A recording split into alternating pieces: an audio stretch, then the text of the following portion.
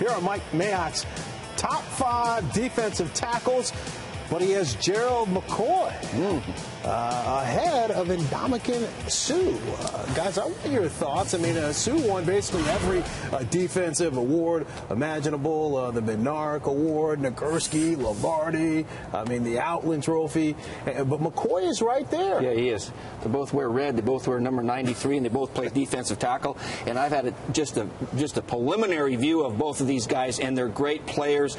Probably, write this down, they may be very, very much so 1 and 2 Rams and Lions in this draft. Who's better?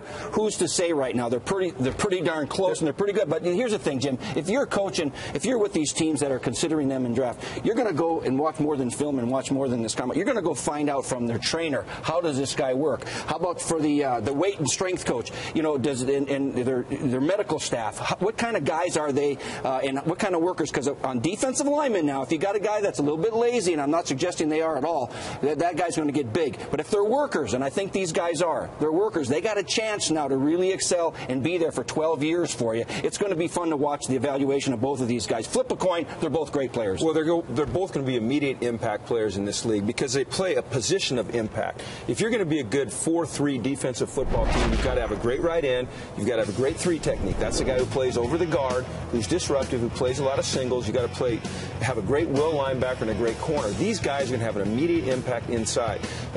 There's no doubt that Ndamukong Suh is a great worker.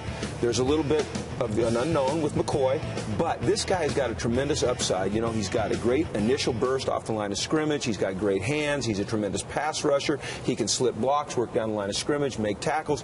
Steve, you're right. They're both going to be great players. And how long has it been since we're talking about defensive tackles potentially going first and second in the national? That might be never. Yeah, and you never very had 2 well could happen tackles this year go in the top 5. Quickly though, only the Rams have to flip a coin, not the Lions. So what are the Rams? What should they do?